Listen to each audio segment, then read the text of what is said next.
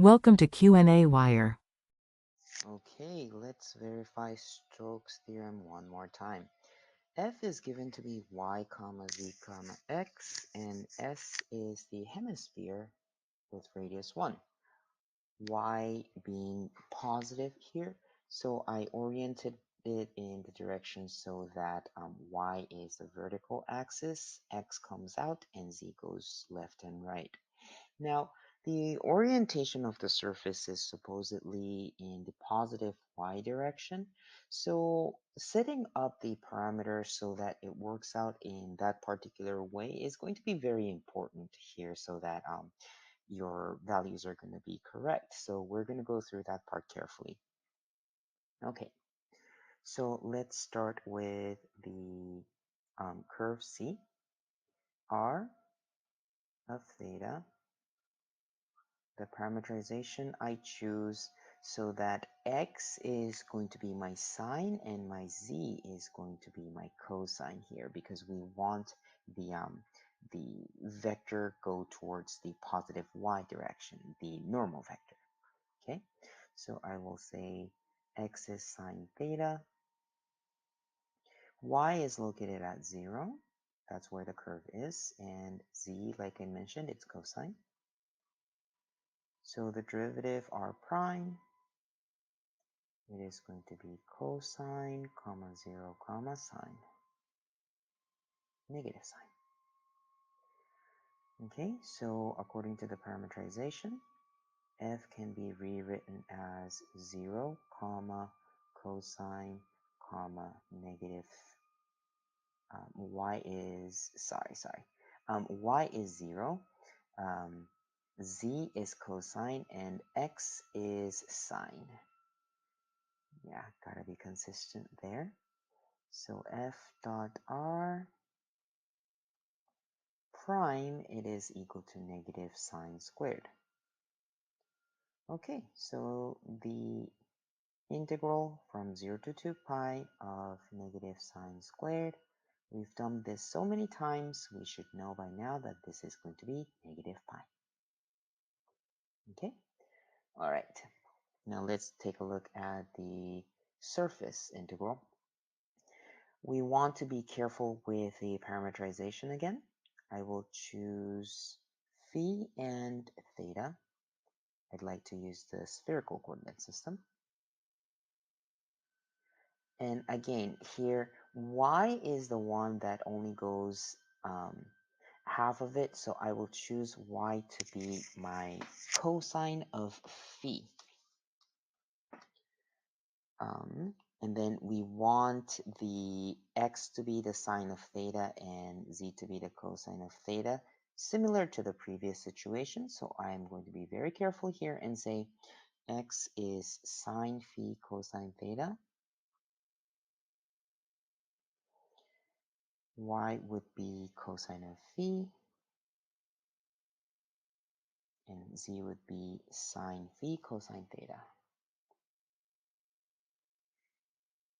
Oh, x should be sine phi sine theta, and z is the one with the cosine. All right, these should look rather similar to each other. Okay. All right, moving on, let's take the derivative with respect to phi. R sub phi, it is equal to cosine phi sine theta, negative sine of phi, cosine phi cosine theta. Let's be very careful here as well because we have two trigonometric expressions and the angles are different. So be careful with which derivative you're taking. Okay, r sub theta. So let's take the derivative with respect to theta now. Sine, so it's going to be cosine. So sine phi cosine theta. This doesn't have a theta in it, so it's 0. And the last one is going to be negative sine. So you will have negative sine phi sine theta. Let's take the cross product.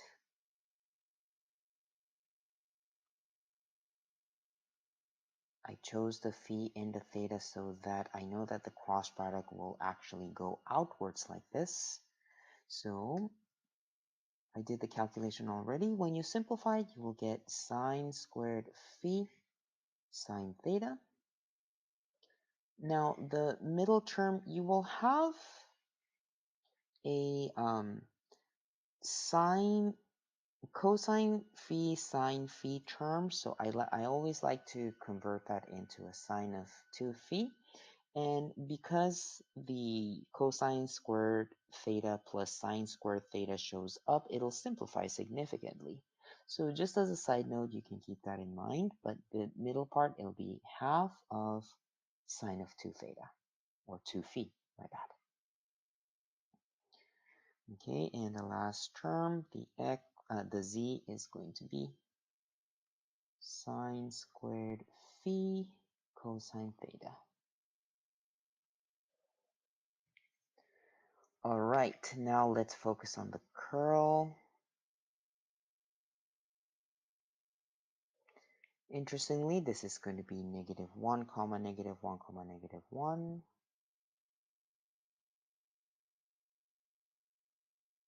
So we don't need to worry about the parameterization here. Curl f dot the normal vector.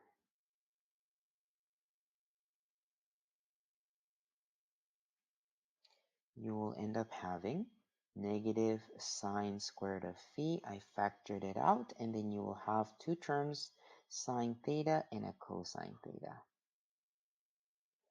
And then you will have minus 1/2 sine of 2 phi. Okay, so the double integral that we're going to calculate, you will have this input. Let me just call this A. And d phi d theta. Now, what's important here is that you got to be careful with the angles again. We know that theta is going in an entire revolution, so it's going to be 0 to 2 pi. But the phi, it only goes from top to the xz plane, so it's going to be 90 degrees. So it's going to be 0 to pi over 2.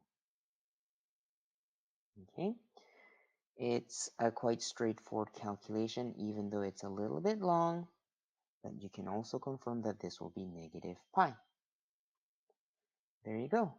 So we were able to confirm that the integrals are exactly equal to each other, and it verifies Stokes' theorem.